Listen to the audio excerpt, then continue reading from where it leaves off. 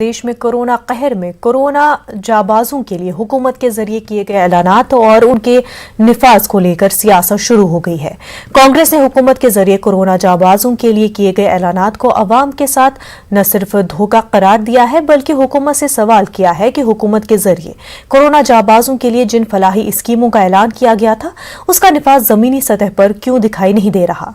कांग्रेस ने हुकूमत से कोरोना कहर में अपनों की सरपरस्ती से महरूम हुए बेसहारा बच्चों और सहाफियों के अहले खाना को हुकूमत की जानिब से दी गई इमदाद को जाहिर करने का मुतालबा किया है। वहीं हुकूमत ने कांग्रेस के इल्जाम को न सिर्फ बेबुनियाद करार दिया है बल्कि शिवराज काबीना के अहम वजीर और मध्य प्रदेश के वजीर बराए मेडिकल एजुकेशन विश्वास सारंग ने कांग्रेस को 3F यानी फॉल्स, फेक और फर्जी लोगों की पार्टी करार देते हुए सहाफियों से उनकी बात पर तवज्जो नहीं देने की अपील की है। कोरोना महामारी के दौरान जिनकी कोविड से मृत्यु हुई उनके कल्याण के लिए जो बहुप्रचारित योजनाएं बनाई गई उनका लाभ जमीन पर क्यों नहीं पहुंच रहा है। सरकार को ये बताना चाहिए कि कितने बेसहारा बच्चों को उन्होंने गोद लिया, कितने बेसहारा बच्चों को उन्होंने सहायता पहुंचाई, कितने परिवार जो उजड़ गए उन्हें आर्थिक सहायता दी गई। सार्वजनिक किया जाना चाहिए। लोगों को परेशानी है, सतह तक ये जमीन तक ये पहुंच ही नहीं रही है योजनाओं का लाभ। ध्यान नहीं दीजिए। फिर मैं ये कह रहा हूं, कांग्रेस पार्टी 3F पर काम करती है, फेक, फॉल्स और फर्जी। उनका ट्विटर अकाउंट भी, उनका फेसबुक अकाउंट भी इन 3F पर आधारित है। फर्जी उनके फॉलोअर हैं, फॉल्स उनकी न्यूज है, फेक न्यूज पर आधारित है। इसलिए फर्जी, फेक और फॉल्स ये कांग्रेस की रीति है, नीति है। भोपाल से हमारे नुमाइंदे मेहताब आलम बराह रास्त हमारे साथ जुड़ चुके हैं। मेहताब, कांग्रेस से सवाल कर रही है कि अगर मध्य प्रदेश हुकूमत लोगों की मदद कर रही है तो डेटा जाहिर क्यों नहीं करती। मुनता हुकूमत से जो सवाल किया गया है वो सवाल जायज भी है, क्योंकि तमाम लोग ये चाहते हैं कि हुकूमत ने जिन फलाह स्कीमों का ऐलान किया था उसका निफाज किया गया है तो उसकी जो है तमाम चीज़ें पब्लिक के सामने आनी चाहिए।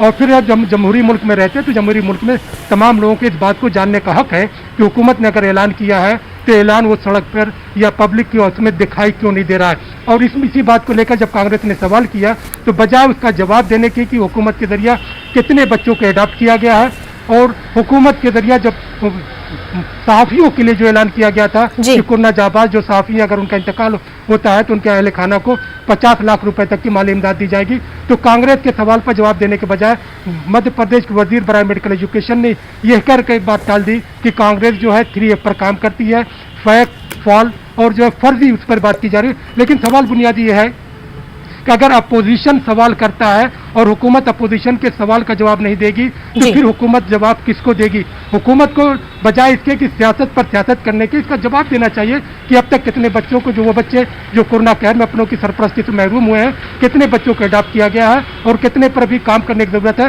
क्योंकि कल जब मध्य प्रदेश के वजीर आला शिवराज सिंह इंदौर गए थे तो उन्होंने खुद इस बात का इकरार किया था कि जो है हुकूमत के जरिए काम किया जा रहा है और अगर कहीं पर कोई बच्चा रह गया है तो उसकी जो है तफसीलात हुकूमत के मुताल्लिका शोबे को दी जाए ताकि उस पर काम किया जा सके और किसी बच्चे को महरूम न किया जाए। और इस वक्त भी थोड़ी पहले जो है मध्य प्रदेश में जो कैबिनेट की मीटिंग हुई है, कैबिनेट मीटिंग में भी इस मामले को जो है कुछ वजीरों के जरिए उठाया गया कि हुकूमत अपोजिशन के जरिए से सवाल उठाया जा रहा है, उस पर रणनीति क्या होगी। तो वजीर आला के जरिए एक मीटिंग और बुलाई गई है, जिस मीटिंग जारी है उसमें क्या निकलता है बाद में पता चलेगा। बिल्कुल मेहताब, और कांग्रेस जो है लगातार कई मुद्दों पर मध्य प्रदेश सरकार को घेरने में लगी हुई है। अगर हम वैक्सीनेशन महाअभियान की बात करें, नर्सों का मुद्दा रहा, हड़ताल रही, उस पर भी कांग्रेस जमकर हमला बोला मध्य प्रदेश सरकार पर। और अब जो डेटा को लेकर के कि अगर ऐलानात किए गए, मदद की गई, उस पर भी तो कांग्रेस फुल मोड में लग रही है और पूरी तरह से मध्य प्रदेश सरकार को घेरे हुए है। देखिए, यकीनी तौर पर अपोजिशन का काम है कि उसको जो स्कीम्स है और हुकूमत ने जो ऐलान किए हैं उसको मंजर आम पर ले आना और हुकूमत का ये भी काम है कि जो ऐलानात किए गए हैं उस पर अमल दरामद करना। और क्योंकि मध्य प्रदेश में आइना महीनों में बल्दियाती इंतखाबात हो सकते हैं, तो दोनों पार्टियां जो है इसको लेकर तैयारी कर रही हैं। और फिर जो आज मध्य प्रदेश की काबीना की जो मीटिंग जिस वक्त चल रही है, मीटिंग में जो एक बड़ा मामला है कि मध्य प्रदेश की 6,876 कॉलोनियां जो गैर कानूनी है, उन कानूनियों को लीगल दर्जा देने का मामला है, ताकि उसके जरिए वोटरों को रागिब किया जा सके। तो यहाँ पे सवाल, जब गैर कानूनी कॉलोनियां 1-2 दिन में तामीर नहीं हुई, अगर ये तामीर हुई है तो उस पर पर्दा क्यों डाला गया, और इसके जरिए जिस तरह से लीगल किया जा रहा है, तो इससे एक नई नज़ीर कायम होगी कि आइंदा भी लोग जो है लीगल तरीके से जो है कॉलोनियों को की तामीर करते रहेंगे। और उनको मालूम है कि हुकूमतें जब भी इक़्तिदार में आएंगी तो उनके जरिए वोट के नाम पर इस तरह से गैर कानूनी चीज़ों को कानूनी दर्जा हासिल हो जाएगा। यहाँ पर इस पर भी काम करने की ज़रूरत है। और वहीं पर कोरोना, जिस तरह से आपने कहा, आज 7वें दिन मध्य प्रदेश में नर्सों की हड़ताल जारी है। साबिक सीएम कमलनाथ के जरिए नर्सों की हड़ताल को हिमायत देने के बाद वहां पर भी जो हम देख रहे हैं कि एक सियासत हो रही है। मध्य प्रदेश के वजीर ने यहां तक कहा कि जो है कमलनाथ के जमाने में भी नर्सों की मामला था, तब कमलनाथ ने उसकी हिमायत नहीं की। अब इस तरह की चीजों पर हिमायत करके कांग्रेस सिर्फ सियासत पर सियासत करना चाहती है। नर्सों के मामले में कल जबलपुर हाईकोर्ट में फिर से सुनवाई होगी। अब उसमें क्या तय होता है ये देखना होगा कि जबलपुर हाईकोर्ट क्या फैसला लेती है और उसके बाद नर्सों का रुख क्या होता है। बिल्कुल मेहताब, जहां बल्दियाती इंतखाबात नजदीक आ रहे हैं, वहीं जो सियासी पार्टियां हैं वो भी तैयारियों में जुट गई हैं और सियासत करने में जुटी हुई है। मेहताब, बेहद शुक्रिया आपका।